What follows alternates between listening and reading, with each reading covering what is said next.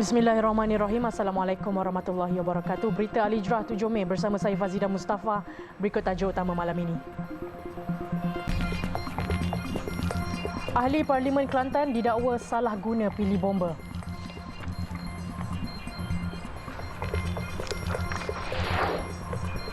Juga semua aktiviti luar kelas perlu ditangguhkan.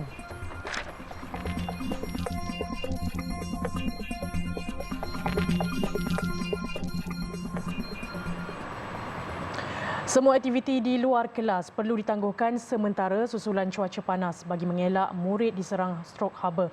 Menteri Pendidikan Fadlina Siddiq berkata penangguhan aktiviti itu hanya bersifat sementara demi memastikan keselamatan dan kesihatan semua pihak khususnya murid-murid terjaga. Fadlina berkata pihaknya juga telah mengadakan sesi libat urus bersama seluruh Jabatan Pendidikan Negeri bagi membincangkan mengenai perkara tersebut.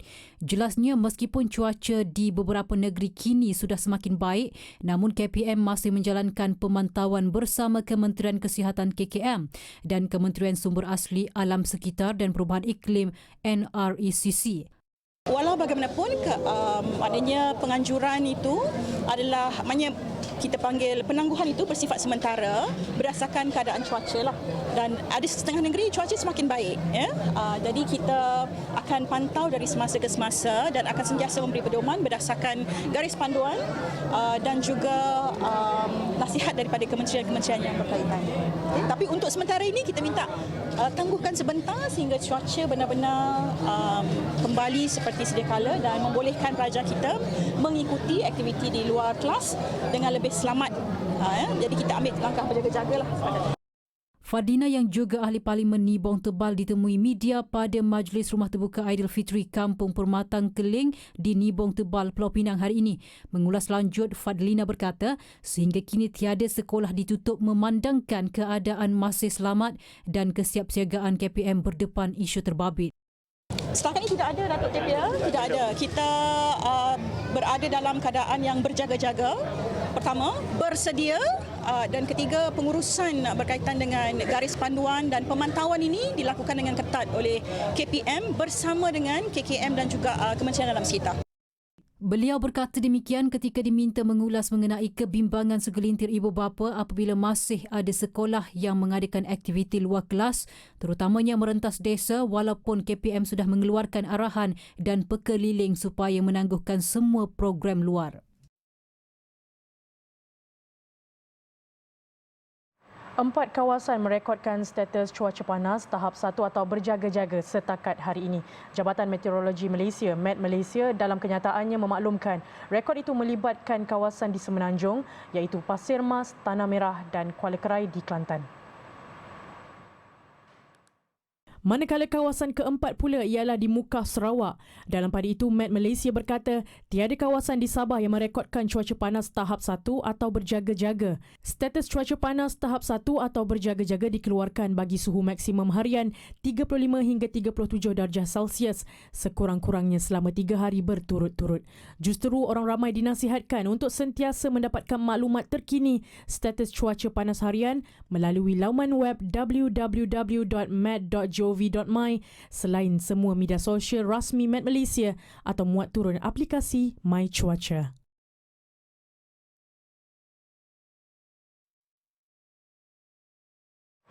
Semua pihak termasuk mereka yang berkepentingan diingatkan supaya tidak menyalahgunakan kemudahan air dari pilih bomba. Menteri Pembangunan Kerajaan Tempatan Nga Korming berkata walaupun keadaan mendesak seperti terputus bekalan air, namun tindakan mengambil air dari pilih bomba adalah salah dan boleh dikenakan tindakan undang-undang. Pilih bomba untuk kecemasan saja. It's for emergency use. Jika semua orang pakai air pilih bomba, jika berlaku kebakaran macam mana? Sebab itu perkara ini saya harap ahli-ahli Parlimen sebagai pemimpin wajar mengingati teladan, teladan baik wajib kita. Contoh yang baik jadi teladan, yang buruk jadi sempadan. Jangan cuba untuk mengambil air daripada pilih bomba. Komeng mengulas tindakan Ahli Parlimen Rantau Panjang Datuk Siti Zailah Muhammad Yusof yang didakwa menyedut air dari pili bomba untuk menghantar bekalan air kepada penduduk di Rantau Panjang yang terputus bekalan air bersih musim perayaan Aidilfitri baru-baru ini. Tindakan tersebut tidak bertanggungjawab dan KPKT akan menyiasat dakwaan tersebut sebelum sebarang tindakan diambil. Katanya menjadi pengetahuan umum sumber air dari pili bomba adalah untuk kegunaan memadamkan kebakaran dan bukan sebagai bekalan untuk kegunaan harian. Sekiranya berlaku masalah terputus bekalan air bersih di mana-mana lokasi, pemimpin di kawasan terlibat perlu menghubungi pihak berkaitan bagi menyalurkan air kepada penduduk.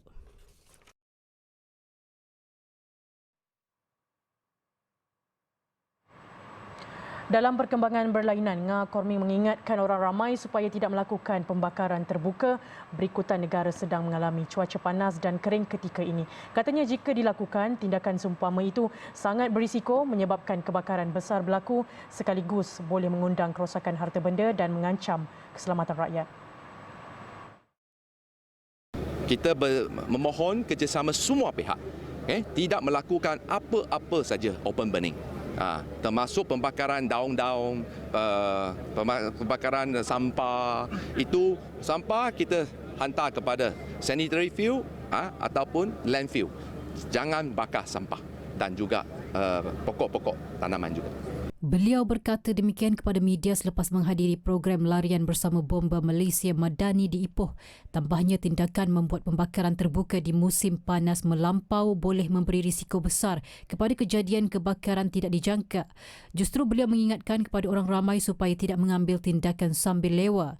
Sehingga Mac lalu, Jabatan Bomba dan Penyelamat Malaysia JBPM merekodkan 4,106 kes pembakaran terbuka. JBPM jangkakan jumlah tersebut akan meningkat berbanding tahun lepas dengan 9,596 kes berikutan cuaca panas yang diramal hingga Ogos ini.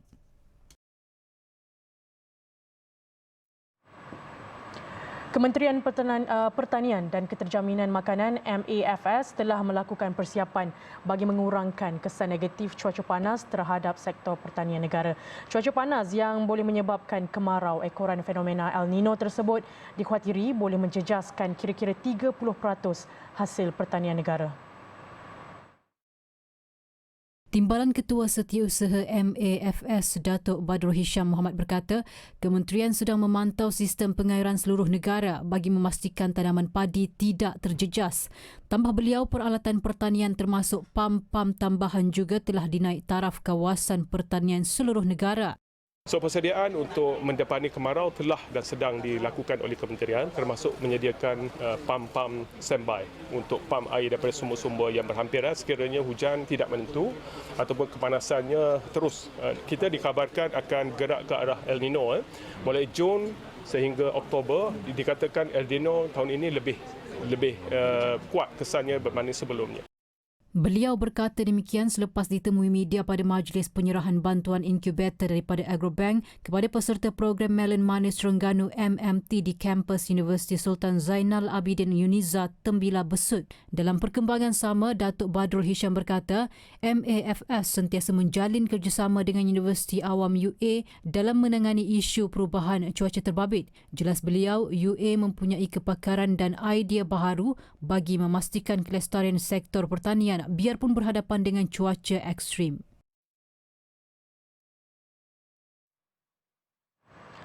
Penggemar mangga harum manis kini boleh menikmati kelazatan buah tersebut apabila ia kini sudah mula dipetik di kebanyakan ladang di negeri Perlis. Bagaimanapun, petani mendakwa jualan tahun ini agak perlahan walaupun pengeluarannya meningkat berbanding tahun lalu.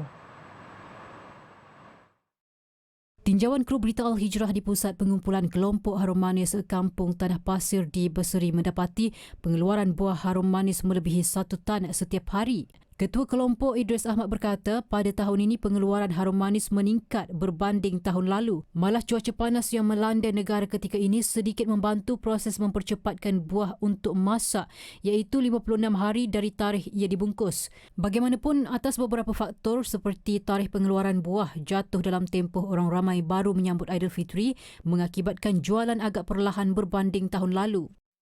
Kalau ikut tarikh dia 23 hari bulan patut kita pungut. Tapi dengan kita masalah raya ni, bukan kata masalah raya lah, dah raya kita berubah tarikh tu kan.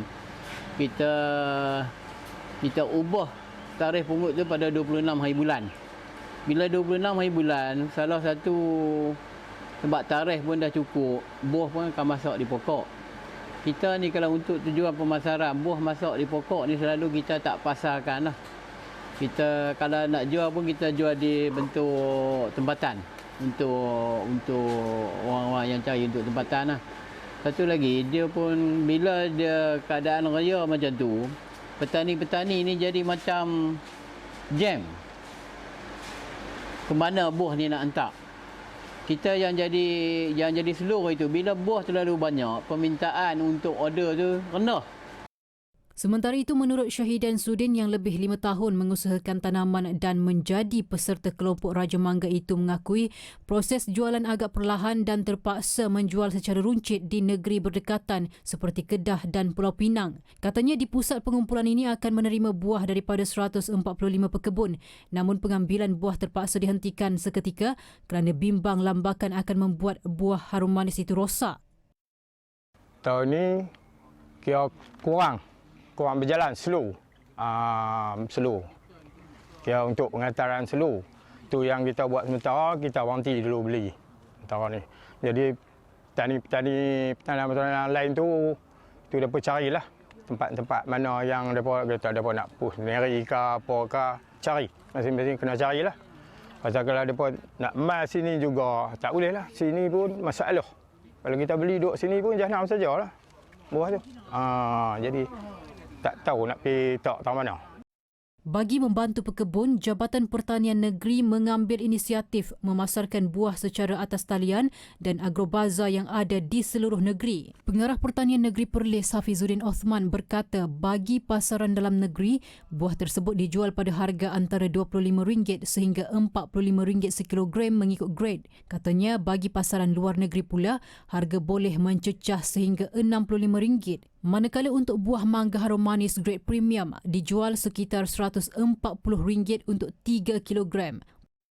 Jabatan juga ada melantik syarikat pemasar iaitu Kayangan Agro Farm Sendirian Berhad. Mereka juga menyediakan platform jualan secara atas talian dan juga pembeli juga boleh dapatkan melalui agrobazar online serta lain-lain lagi pasaran secara atas talian sama ada melalui platform media sosial yang disebarkan oleh orang ramai ataupun oleh peniaga-peniaga sendiri. Apabila jualan harum manis secara atas talian ni, pembeli berada di mana saja boleh dapatkan harum manis dalam tempoh yang amat singkat. Produk kebanggaan Perlis itu sebelum ini sering dinanti kerana keenakannya mampu menyaingi buah mangga dari negara jiran Thailand. Malah lebih membanggakan, harum manis juga sudah berjaya menembusi pasaran di luar negara.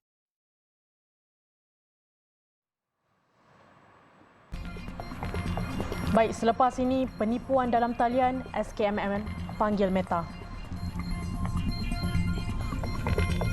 Sri Anwar Ibrahim hari ini melancarkan model kenderaan utiliti sukan SUV terbaru Proton X90 di Pusat Pameran dan Perdagangan Antarabangsa Malaysia MITAC.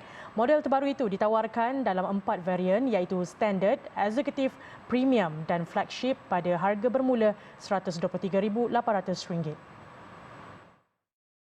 Pada ucapan pelancaran X90, Datuk Seri Anwar berkata Proton Holdings Berhad Proton perlu terus bergerak ke hadapan dan mengembalikan kedudukannya sebagai syarikat peneraju dalam bidang otomotif. So we have to move forward, reclaim our position as a leading automotive company and making Malaysia the hub for exports, including continuously expanding its exports to international markets. Dalam ucapannya juga, Datuk Seri Anwar mengucapkan terima kasih kepada bekas Perdana Menteri Tun Dr. Mahathir Mohamad kerana banyak menyumbang kepada pembangunan Proton. X90 menawarkan varian flagship dengan 6 tempat duduk manakala 3 lagi varian hadir dengan konfigurasi 7 tempat duduk. Selain pelancaran Proton X90, Majlis petang tadi turut menyambut ulang tahun ke-40 Proton.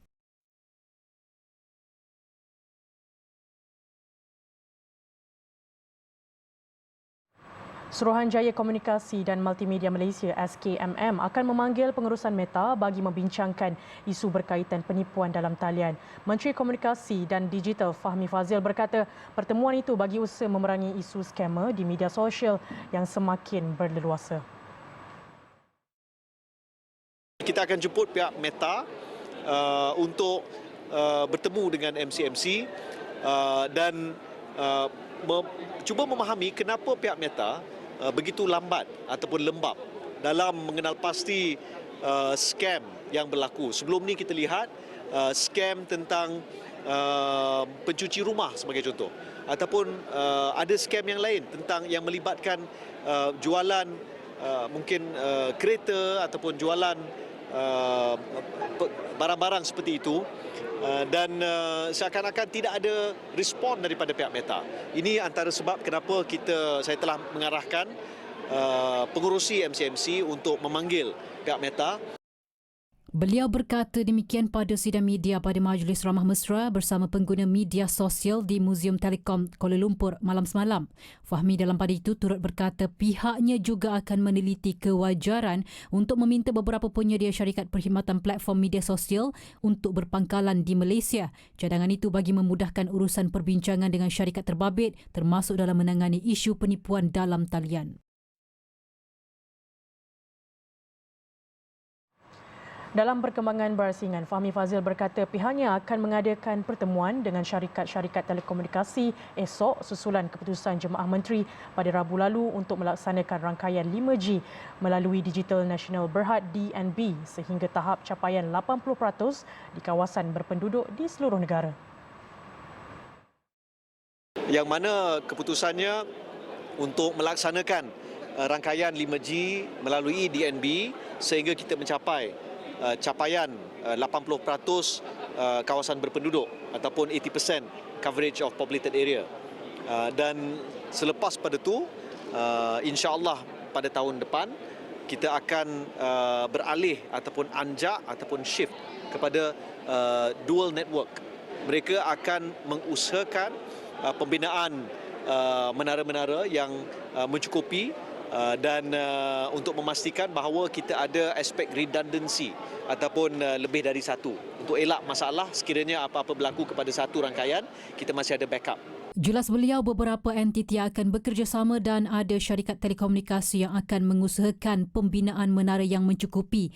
Tambahnya, perancangan itu diharap dapat menjadi situasi menang-menang dan hak rakyat diutamakan.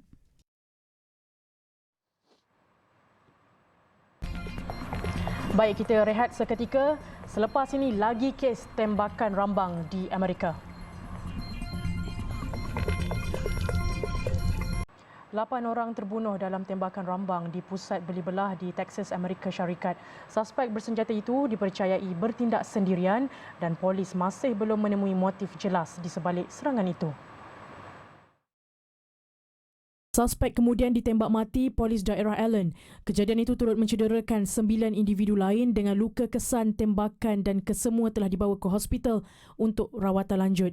Bagaimanapun, menurut laporan semasa, 2 daripada 9 mangsa itu dilapor meninggal dunia di hospital, manakala 3 daripadanya dalam keadaan kritikal dan 4 lagi dilapor stabil. Selepas insiden berkenaan, pengunjung pusat beli belah dilihat keluar berbaris sambil mengangkat tangan. Pihak polis turut berjaya mengesan kenderaan yang digunakan suspek dan skuad bom melakukan pemeriksaan sebagai langkah keselamatan. Serangan terbaru itu berlaku hanya selang beberapa hari.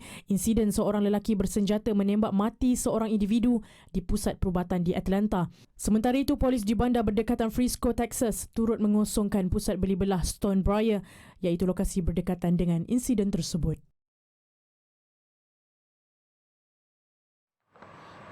Manakala di India, sekurang-kurangnya 54 orang terbunuh dalam pertempuran etnik di Manipur. Keganasan terbaru itu tercetus awal minggu ini selepas kumpulan minoriti Kuki dan Naga yang juga penduduk asal mengadakan bantahan menentang tuntutan kumpulan majoriti etnik Meitei untuk diberi status suku kaum asli dan ia dikhawatiri menjejaskan hak mereka. Lebih 20,000 orang dilapor terpaksa meninggalkan lokasi kekacauan itu untuk melindungi diri. Sejumlah kenderaan, kediaman dan rumah ibadah turut dibakar. Sementara itu, pihak tentera memperketatkan kawalan keselamatan terutama di negeri yang bersempadan dengan Myanmar.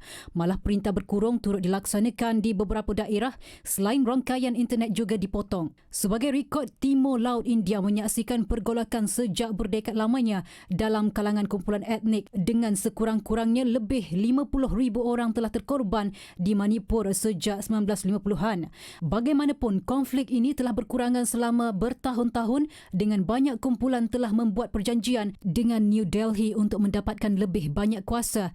Ketua Menteri Manipur menyifatkan keganasan di Imphal iaitu ibu kota Manipur dan beberapa daerah lain itu akibat salah faham antara dua kumpulan etnik.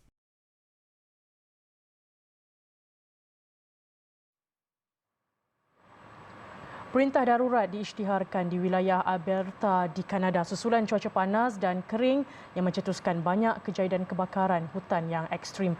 Bagi langkah keselamatan, lebih 20,000 penduduk diarah meninggalkan kediaman masing-masing. Jumlah kebakaran hutan meningkat dan para penduduk di beberapa kawasan juga dipindahkan secara serentak. Sebanyak 109 kebakaran aktif direkodkan dengan 33 daripadanya disenaraikan sebagai di luar kawalan dan hampir 122,000 hektar tanah telah dibakar.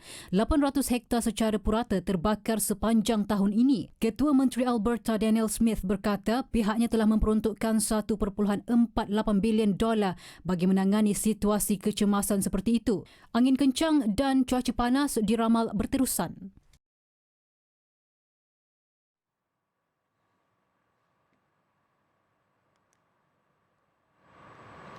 Sekian untuk malam ini. Saksikan siaran langsung Globe Al-Hijrah 8.45 malam ini bawakan topik setahun pembunuhan Shirin Abu Akleh, wartawan kanan Al Jazeera yang maut ditembak Zionis Israel.